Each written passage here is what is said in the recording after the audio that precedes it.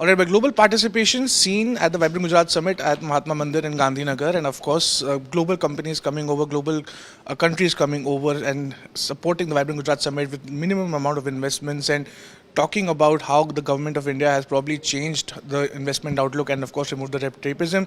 And I'm a very significant voice, a global voice with me, Mr. Kimmo, the ambassador of India for Finland. Thank you, Kimmo, for joining us. Finland being a part of European Union has played a major role in its relations.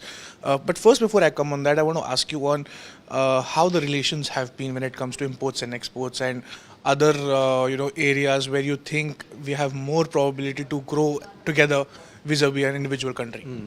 I think the trade relations really are important, especially for Finland, obviously. The overall trade in both directions is something like 3 billion euros yearly now. What's important, I think, is that it's growing nicely. Also, we have about 4 billion euros with investments by Finnish companies in India and about 1 billion from Indian companies to Finland. So there is significant potential already for cooperation. And like I said, the trend is good. Now we have mostly big Finnish companies represented here who have done also the investments. But I see that more and more also small and medium-sized companies and are interested in India and the possibilities for cooperation in here. Investments are of course one area, but also we see that cooperation, for example, with the big Indian system integrators is very promising area that we want to promote. All right. When it comes to digitization and artificial intelligence, European Union, Finland are a bit ahead. They have been spearheading the AI revolution as well. What scope of growth between the two countries are you seeing when it comes to AI and digitalization? Well, first of all, we have a key enabler already strongly present here, Nokia, building the networks, 5G, and all that, which is very important as an enabler. But we also have expertise in artificial intelligence sector. We also have expertise in quantum computing, for example. Finland is one of the few countries that is building quantum computers on their own. There's a company called IQM, for example.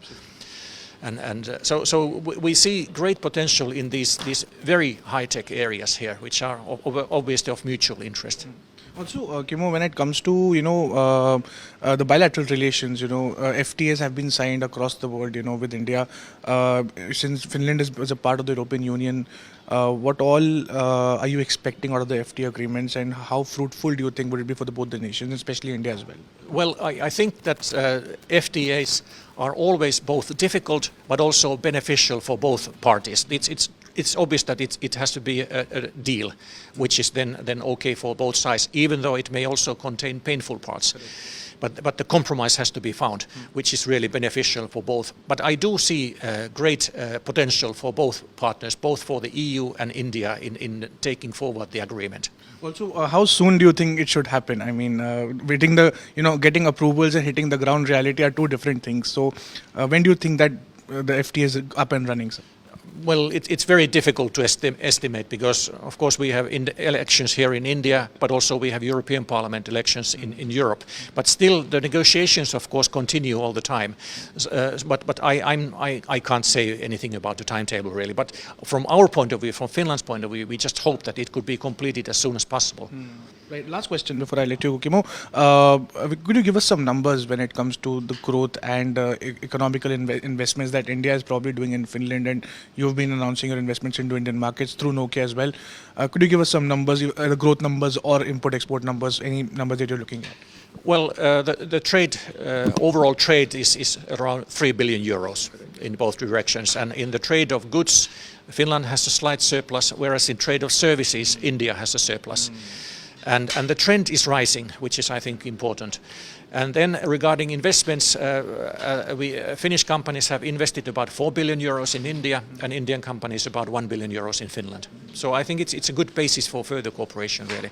Well, that's right. That was Kimmo talking about how both the countries are partnering together for a mutual growth.